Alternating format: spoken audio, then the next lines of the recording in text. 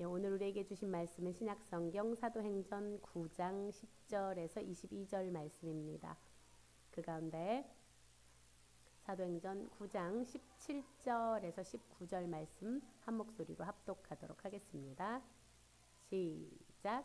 아나니아가 떠나 그 집에 들어가서 그에게 안수하여 이르되, 형제 사울아, 주 곧 내가 오는 길에서 나타나셨던 예수께서 나를 보내어 너로 다시 보게 하시고 성령으로 충만하게 하신다 하니, 즉시 사울의 눈에서 비늘 같은 것이 벗어져 다시 보게 된지라. 일어나 세례를 받고 음식을 먹음에 강건하여 지니라. 아멘. 오늘은 그가 기도하는 중이니라 라는 말씀으로 박철수 목사님께서 말씀 전해주시겠습니다. 기도드리고 말씀 전하기로 하겠습니다. 하나님 아버지, 은혜와 사랑을 감사를 드립니다. 아버지, 좋은 날 주심을 감사를 드립니다. 비록 사회에는 아버지 얼어붙었지만은 저희 마음속은 아버지 봄의 그 따스한 열기로, 훈기로 점차 녹아감을 느낍니다. 하나님께서 주관하셔서 이 암담한 상황을 아버지 봄이 오듯이, 겨울이 물러가고 봄이 오듯이 이 암담한 상황이 아버지 서서히 물러갈 수 있도록 아버지 허락하심에 감사를 드립니다. 이 시간 함께해 주옵소서. 예수님 이름으로 기도드립니다. 아멘. 지난주에는 그렇게 암담한 상황에서 그 암담한 시를 지으면서 암담한 상황이었는데 그래도 세 가지 아주 고무적인 그런 소식이 들려와서 숨통이 좀 트였습니다. 첫 번째가 부산 백스코 우리 청소년 캠프, 그 성령의 뜨거운 열기가 이 얼어붙은 전국을, 그리고 추락한 경제를, 그리고 아주 막힌 국민들의 마음을 녹이고 뚫을 걸 믿습니다.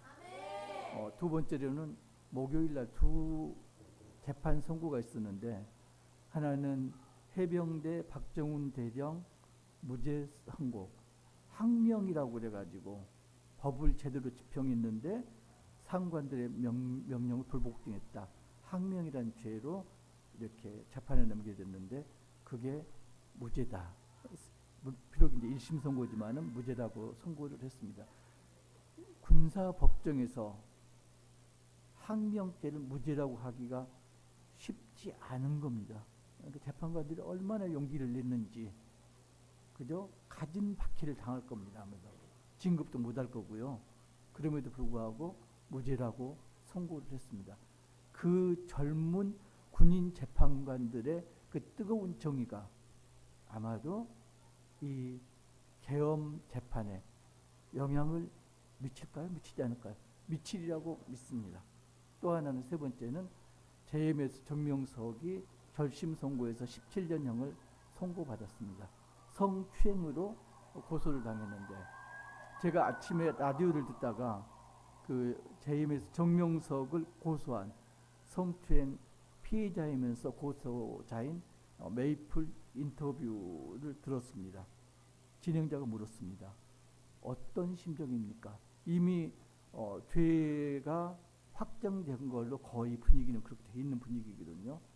그렇게 알고 있고, 이제 그런 맥락에서 진행자가 물어봤습니다. 메이플이 대답합니다. 두렵습니다. 아니, 정명석이 벌을 받는데 왜 들어올까요? 그런 뉘앙스로 이제 사회자가 다시 질문했습니다. 그랬더니 지금껏 비상식적으로, 비정상적으로 일이 진행됐기 때문에, 도저히 앞을 예측할 수 없기 때문에 이 결심 선고도 행여나 그렇게 엎어질까봐, 무죄로 선고될까봐 두렵습니다. 이렇게 고백을 하더라고요. 그러면서 자기가 정명석을 고소한 그 계기를 이야기하더라고요. 자기는 10년 동안 정명석을 하나님인 줄 알고 섬겼다. 정명석이 하나님이다. 그런데 자기가 성추행을 당하고 이건 하나님이 아닌데, 근데 그 느끼는 거하고 용기를 내서 고소하는 거하고는 별개 문제더라. 그 여리디 여린 젊은이가 용기를 내서 정명석이 벌을 받습니다. 그런데 정말로 권세가 있고 이름만 되면 누구나 알만한 그런 권력자들이 자기들은 신념이고 용기라고 그러는데 제3자가 보기에는 신념이 아니고 아집이고요. 용기가 아니고 만용이고 비겁함이거든요. 메이플하고 얼마나 대조가 되든지. 그런데 그 아집으로 찬 그런 사람이 2000년 전에도 있었습니다. 누구? 사울. 사울은 바리새인 중에 바리새인이고 그리고 가브리엘 문하고 항상 그걸 모토로 삼고 있는 그런 사람이었습니다. 그래서 사울이 어떻게 했나요? 스데반 순교의 중추적인 역할을 담당했고 그걸로도 부족해서 예루살렘에 있는 기독교인들을 박해해서 예루살렘 밖으로 뿔뿔이 흩어지게 만들었습니다. 기독교인들을 핍박한 당사자입니다. 그런데 사울은 이제 끝났다 그렇게 생각했거든요. 예루살렘에서 모이는 기독교인들을 뿔뿔이 곳곳으로 흩어지게 만들었으니까 더 이상 문제가 없을 거다 이렇게 여겼습니다. 그런데 어떻게 됐나요? 뿔뿔이 흩어진 사람들이 도착한 곳마다 정착한 곳마다 다시 복음을 전파해서 교회를 형성합니다.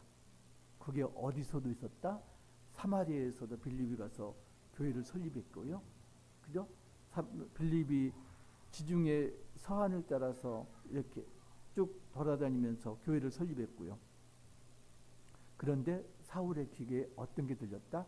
북쪽 멀리 있는 다메섹에도 믿음의 공동체가 형성되고 있다.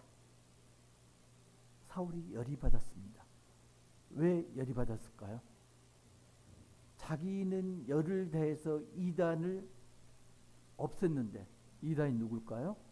예수 그리스도를 구주로 믿는 기독교인. 사울은 그걸 받아들일 수가 없었습니다. 사울이 하나님을 믿었나요? 안 믿었나요? 하나님을 믿었습니다. 왜요? 사두개인은 영도 안 믿고 천사도 안 믿었지만은 바리새인은 천사도 믿고 영도 믿었습니다. 바리새인 사울은 당연히 하나님을 믿었습니다. 그렇기 때문에 사울 생각에는 예수님이 하나님의 아들이라는 걸 믿을 수가 없었고 왜? 아집에 차 있었기 때문에 보이지가 않는 거죠. 지극히 이성적이었기 때문에 자기가 직접 보고 듣고 체험한 것 외에는 믿을 수가 없었죠. 당연히 예수님을 추종하는 기독교인들은 이단이다. 하나님 대적자다. 그래서 내 소명은 뭐다? 이단인 하나님 대적자들을 말살하는 게 내 사명이고 소명이다. 그렇게 여긴 사람이 사울입니다. 그래서 다메섹에까지 가서 다메섹이 예루살렘에서 어느 정도 거리일까요? 여기에서 부산까지 왕복하는 그런 거리. 거기를 지금 열이 나서 쫓아갑니다. 그냥 가나요? 대제사장에서 가서 중요한 게요. 대제사장이 사울을 불러서 위임장을 준 게 아니고요. 사울이 대제사장에서 가서 위임장을 받아가고 있습니다. 주체가 누구다? 대제사장이 아니고 사울이 주체입니다. 그래서 기독교인들을 모조리 잡아오겠다 결심하고 지금 북으로 다메섹을 향해서 갑니다. 가다가 어떻게 됐나요? 빛이 비쳤습니다. 그리고 음성이 들립니다. 내가 누구다? 네가 박해하는 예수다. 그리고 사울은 땅에 엎어집니다. 자, 사울이 그때 예수님을 받아들였을까요? 우리는 흔히 통상적으로 사울의 회심을 어떻게 표현하나요? 다메섹 도상의 회심 이렇게 이야기를 합니다.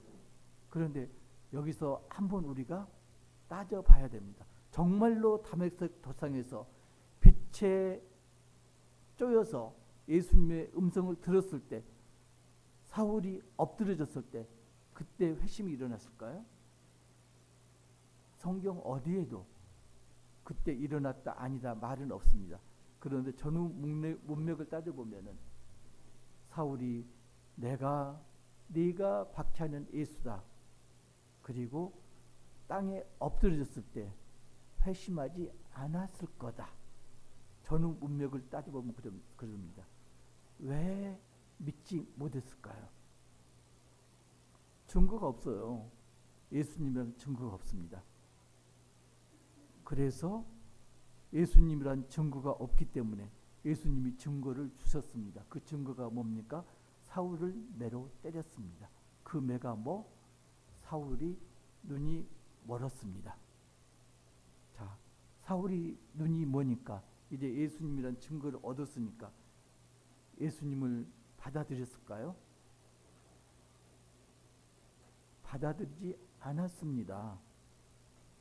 그래서 동료들 손에 이끌려서 다메섹으로 갑니다. 그리고 3일 동안 먹지도 자지도 마시지도 못하면서 기도를 합니다. 이른바 금식 기도를 합니다. 3일 금식 기도를 합니다. 어디에서? 집가라는 거리에 있는 유다의 집에서. 유다가 누굴까요? 모릅니다. 누군지는 모릅니다. 하나님이 예비하신 사람. 유다의 집에 가서 거합니다. 유다가 사울하고 알고 있었는지 모르고 있었는지 그건 문제가 되지 않습니다. 일단 하나님이 예비하신 곳 유다의 집에서 사울이 3일 동안 기도하고 있습니다. 그러면서 환상을 보여주십니다. 어떤 환상? 아나니아라는 사람이 너에게 안수하여서 눈을 뜨게 할 것이다. 자, 그런데 그걸로 그치지 않습니다. 얼마나 사울이 완악하면은 증거를 하나 더 줍니다. 이번에는 지금 하나님께서 이혼 생중계를 하시는 중이에요. 지금 카메라 하나가 사울에게 있고요. 카메라 하나는 아나니아에게 있습니다. 아나니아에게 환상을 보여주십니다. 어떤 환상? 사울이 다소 사람 사울이 유다의 집에서 기도하고 있다. 근데 그 내용이 뭐다? 아나니아라는 사람이 사울에게 안수하여서 눈을 뜨게 하는 그런 장면을 보고 있다. 동시에 지금 환상이 비춰지고 있습니다. 그러니까 아나니아는 사울하고 아는 사이 모르는 사이? 모르는 사이입니다. 사울이 안다면은 아나니아가 그랬을 겁니다. 근데 아나니아라는 사람이 그럼 모르는 사람이라는 이야기잖아요. 일면식이 없는 두 사람에게 동일한 환상이 비춰집니다. 그때 아나니아가 이야기합니다. 사울에 대해서. 사울은 누구다? 기독교인 박해자다. 그 말은 뭔가요? 주님, 왜 저를 박해자를 돕게 가라고 하십니까? 이 이야기죠. 누구 떠올라요? 요나가 그랬잖아요. 요나. 그리고 요나는 도망갔습니다. 그런데 주님이 말씀하십니다. 사울은 내가 택한 이방인을 위해서 택한 나의 그릇이다. 아나니아가 주님 말씀에 순종해서 사울을 찾아갑니다. 그리고 사울에게 안수를 합니다. 그리고 눈을 뜹니다. 세례를 베풉니다. 사울이 비로소 성령 충만해집니다. 자, 우리가 여기서 볼게요. 사울의 회심이 언제 일어났을 건가? 분명한 것은 다메섹 도상은 아닐 것이다. 그러면은 유다 집에서 기도하는 중에 사울 회심이 일어났을 것인가? 사울이 뭘 기도했을까요? 아마도 기록은 없지만은 전후 문맥을 보면은 하나님, 제 눈을 뜨게 해주세요. 눈을 뜨게 해주시면은 저 못된 이단들을 몽땅 잡아가겠습니다. 제가 하나님 일을 할 수 있게끔 저에게 기적을 베풀어 주십시오.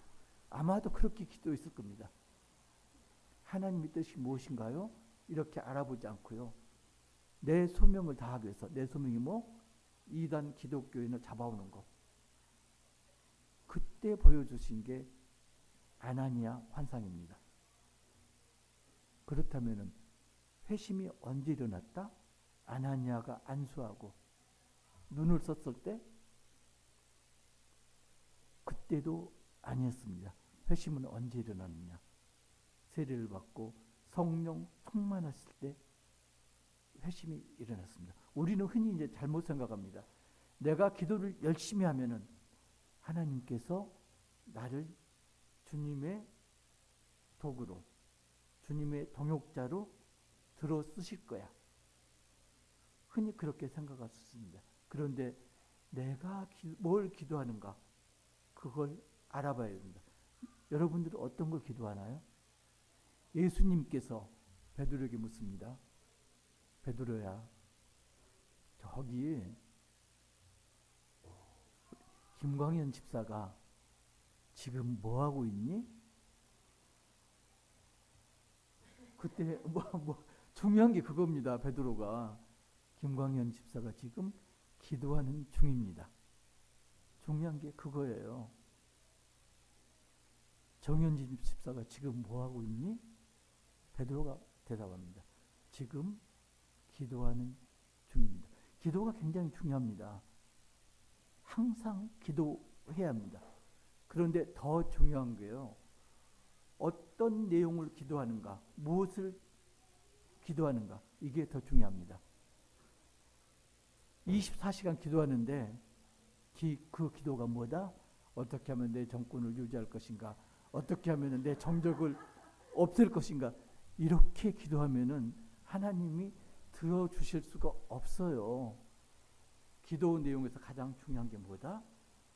주님의 뜻이 무엇인가? 하나님이 나에게 원하신 게 무엇인가? 주님의 뜻을 분별하는 게 가장 중요합니다. 기도를 해야 됩니다. 그런데 내가 잘 먹고 잘 살기 위해서 그렇게 하는 기도가 아니라 하나님께서 원하시는 기도를 해야 됩니다. 자, 내가 하나님께서 원하는 그런 뜻을 알았습니다. 그러면 어떻게 해야 되나요? 요나처럼 도망가면 안 되고요. 아나니아처럼 순종을 해야 됩니다. 자, 순종만 하면 끝나나요? 우리가 하나님 뜻에 순종한다 그러는데 어떤 사람은 그럽니다. 하나님 말씀에 순종했으니까 이걸로 끝 그러는데 순종했는가 안 했는가는 결과를 보면 알 수가 있습니다. 결과가 어떻게 나나요? 사울을 보면은 자 20절 19절 보면은 세례를 받고 음식을 먹음에 강건해집니다. 그죠? 몸이 튼튼해집니다. 그런 다음에 어떻게 하나요? 20절 보면 사울이 다메섹에 있는 제자들과 함께 며칠 있을 때 20절 함께 동독하겠습니다. 시작. 즉시로 각 회당에서 예수가 하나님의 아들을 짐을 전파하니 어떻게 해요? 즉시로 뭘 했다고요? 복음을 선포했습니다. 그러니까 하나님의 뜻이 무엇인지 알고 그러면 자연히 성령 충만한 상태고요. 성령 충만한 상태에서는 회심이 일어난 거고요. 그때 뭘 한다? 즉시로 복음을 선포하고 하나님의 뜻은 뭐라고요? 모든 사람이 구원을 받는 게 하나님의 뜻입니다. 그러면 우리가 하나님의 뜻을 구하는 건 간단해요. 그 하나님이 모든 사람을 구원하시는 일에 내가 어떤 역할로 쓰임을 받는가? 내가 쓰이는 곳은 어디인가? 이게 하나님의 뜻을 분별하는 거죠. 그래서 모든 사람이 사울이 아닙니다. 그죠? 하나님은 모든 사람을 사울로 부르지 않으셨습니다. 여러분들 걱정하실 거 전혀 없어요. 하나님의 뜻을 분별하면은 너 선교사로 가. 그럴까봐 자꾸 미뤄요. 하나님 지금은 아니고요. 나중에 이렇게 미루는데 걱정 걱정할 거 전혀 없습니다. 사울로 부르는 사람은 극히 일부분입니다. 우리 정도로는요, 하나님께서 사울로 부르지 않으세요. 사울로 부르신 사람은, 근데 몰라요. 하나님은 돌멩이로도 사울을 만드실 수 있기 때문에 모르기는 모르지만은 확률적으로는 극히 낮습니다. 자, 그러면은 하나님께서는 우리를 무엇으로 부르셨을까? 여러분 기도하잖아요. 기도했습니다. 하나님의 뜻이 무엇인지 분별해 달라고. 그리고 하나님의 뜻을 알았습니다. 복음을 선포해라. 그러면 이제 너는 어떤 역할이다. 역할이 주어질 거 아니에요. 하나님, 저는 사울은 싫어요. 지금 그랬습니다. 근데요, 역할이 사울만 있는 게 아니에요. 역할이 어떤 역할이 있다? 아나니아 역할도 있어요. 영적 멘토. 그죠? 아나니아 역할도 있습니다. 여러분들이 믿지 않는 사람의 영적 멘토 역할은 충분히 할 수 있잖아요. 아나니아 역할이 있습니다. 아나니아 역할이 버겁습니까? 하나님께서 역할을 또 하나 마련해 놨습니다. 유다의 역할. 먹이고 재울 수는 있잖아요. 그죠? 음식 대접할 수 있잖아요.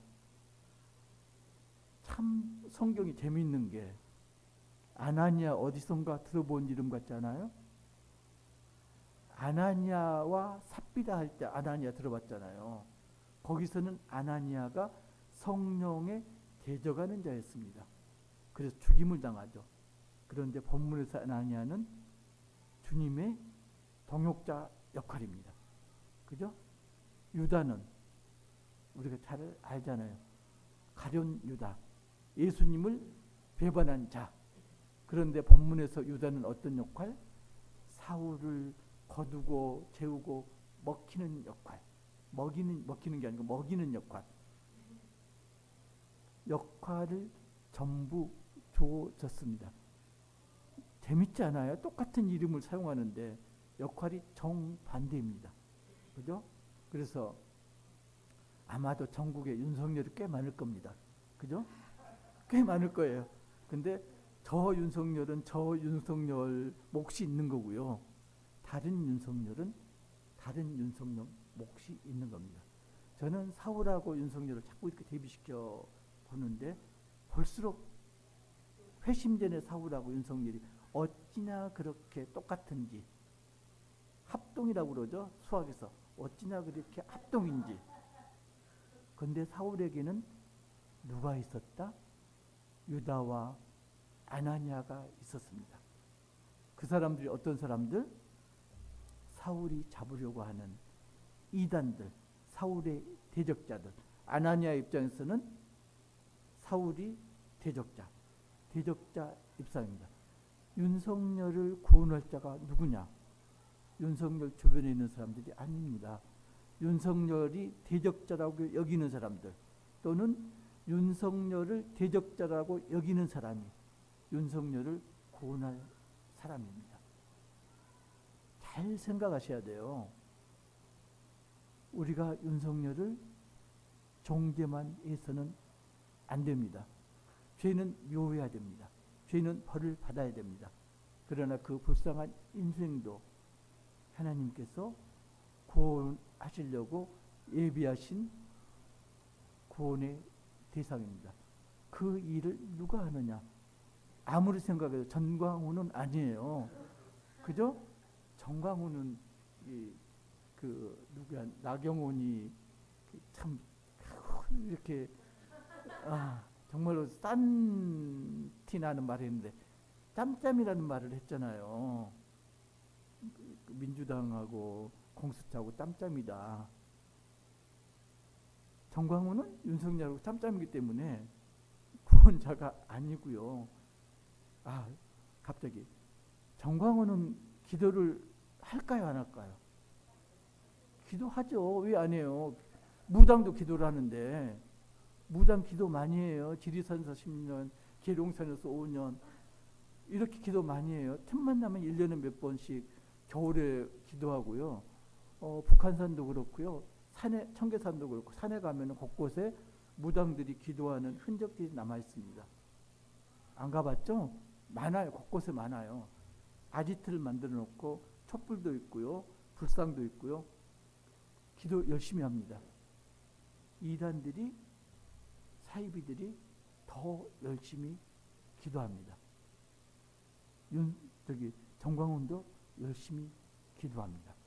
정광훈은 주님을 만났을까요? 만났을 거예요.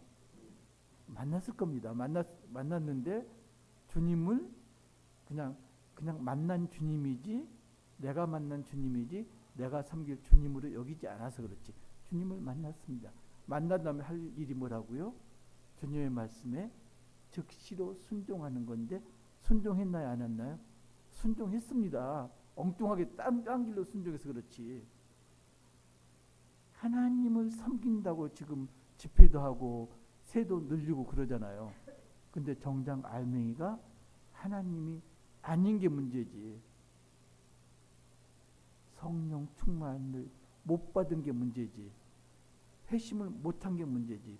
기도도 했고 주님도 만났고 순종도 했습니다. 문제가 뭐다? 회심입니다. 회심은 어떤 때 일어난다? 성령 충만할 때 회심이 일어난다. 사울은 언제 회심했을 것 같다? 세리를 받고 성령 충만했을 때 회심을 했다. 그 증거가 뭐다? 몸이 강건해지니까 즉시로 복음을 선포했다. 여러분은 기도도 하고 주님도 만나고, 주님을 만났으니까 이 자리에 있는 거예요. 그죠? 주님을 만났고, 그리고 주님의 음성도 분별을 했습니다. 물론 애써서 주님의 말씀이 안 들리는 척하고 있지만은 어려운 걸 시킬까봐, 대답을 하면은 행여나 내가 손해가 갈까봐. 그전에 저도 그랬어요. 저도 빼고 도망다니고 그랬거든요. 그래서 제가 힘 떨어지면요, 제가 일을 할 수 없는 나이가 되면요, 그렇게라도 하는 게 큰 거죠. 요즘 그게 많아지고 있거든요. 은퇴한 다음에 직업 선교사로 나가는 사람들이 많습니다. 이제 내가 은퇴를 했으니까 내가 그동안 익힌 내 달란트로 하나님의 백성을 섬기겠다. 그래서 선교사로, 자비양 선교사로 나가는 분들이 많습니다. 물론 그것도 중요합니다. 그런데 주님이 원하시는 건 다 늙어서 힘 떨어져서 나가는 것보다는 언제? 팔팔할 때 나가기를 원하시는 거죠. 일할 수 있는 나이에 나가시는 거 원하십니다. 그런데 전부를 다행인 것은, 정말로 다행인 것은 전부가 사울이 아닙니다. 사울로 부르시지는 않았습니다. 어떤 사람은 가정에서 가정사역자로 부르셨고요. 어떤 사람은 내가 만약에 모텔을 운영하고 여관을 운영한다. 그러면은 그럴 수 있잖아요. 선교사님들 무료로 숙박시킬 수 있잖아요. 그렇게 사역을 할 수도 있는 거고요. 제가 그러려고 그러는데 지금 못하고 있는데, 아무튼 쉘터를 마련해 가지고 은퇴 목회자들, 이분들 편히 쉬고 신앙생활을 할 수 있게끔 신앙 공동체를 만들어서 섬길 수도 있는 거고요. 아니면은 배고픈 사람 짜장면 사주고 탕수육 사주면서 이렇게 복음을 선포할 수도 있는 거고요. 아니면은 커피 마시고 싶은 사람 커피 한 잔 사줄 수도 있는 거고요. 그렇게 부르실 수도 있어요. 그리고 영적으로 메마른 사람들에게 영적 멘토로 부르실 수도 있고요. 어떤 목적으로 부르셨든지. 문제는 뭐다? 내가 예스라고 대답하는 거, 그리고 즉시로 순종하는 거. 자, 21절 보면요, 듣는 사람이 다 놀라 말하되 이 사람이 예루살렘에서 이 이름을 부르는 사람을 멸하던 자가 아니냐, 여기 온 것도 그들을 결박하여 대제사장들에게 끌어가고자 함이 아니냐 하더라. 지금 기가 막힌 거예요. 사울이 복음을 선포합니다. 어디에서? 회당에서. 회당은 어떤 곳이죠? 유대인들이 모이는 곳. 거기서 예배를 하고 일을 토의하고 모든 일이 이루어지는 게 회당입니다. 회당에는 누가 모이나요? 유대인들이 모여요. 그죠? 그러니까 어제까지는 같은 편이었는데 갑자기 사울이 180도 돌변해서 복음을 선포합니다. 유대인 입장에서는 이상할까요? 이상하지 않을까요? 이상하죠. 송명희 집사님이 남자였는데 어느 날 갑자기 지금 여자예요. 이상하지 않아요? 이상합니다. 지금 유대인들이 지금 이상하게 여깁니다. 저 사람이 분명히 기독교인들을 잡으려고 왔는데, 그런데 그 메시지를 누가 전한다? 핍박자 사울이 정한다. 그래서 사울이 어떻게 했다고요? 그냥 그 말로 그쳤을까요? 비난을 했겠죠. 나중에 다음 주 보면은 죽이려고 모의까지 합니다. 그 비난에도 불구하고 어떻게 한다고요? 22절 함께 합독하시겠습니다. 시작. 사울은 힘을 더 얻어 예수를 그리스도라 증언하여 다메섹에 사는 유대인들을 당혹하게 하니라. 거기에 굴복하지 않고 더 담대히 복음을 선포합니다. 그래서 복음이 정말로 선포된다면 어떤 일이 벌어진다? 당혹하고 소란이 벌어진다. 내가 복음을 선포했는데 그 모임이 잠잠해요. 그러면 복음이 제대로 선포되지 않은 겁니다. 믿는 자에게 내가 복음을 선포했는데 그래 좋은 말씀이야 이렇게 끝난다면 내가 복음을 제대로 선포하지 못한 겁니다. 믿지 않는 모임에서 내가 복음을 선포했다면 그 모임에서 나를 어떻게 생각한다고요? 또라이, 손가락질하고 너는 우리하고 같이 모일 자격이 없어. 배척받고. 그리고 그 모임이 발칵 뒤집어져야 됩니다. 그런 다음에 고인물이 발칵 뒤집히면 어떠나요? 그 오물들이 전부 떠오릅니다. 그죠? 그 믿지 않는 사람들 마음속에 있던 그 죄들이 전부 드러나서 뒤집어져서 그리고 드디어 예수님을 받아들일 수 있는 그런 환경이 조성이 되는 거죠. 복음이 선포되면 반드시 발칵 뒤집어져야 됩니다. 그러지 않았다는 건 제대로 복음을 선포되지 못했다. 또 하나는 복음을 선포되면 하나님께서 동역자로 부르시면 거기에 응할 때 어떤 마음으로 응해야 될까요?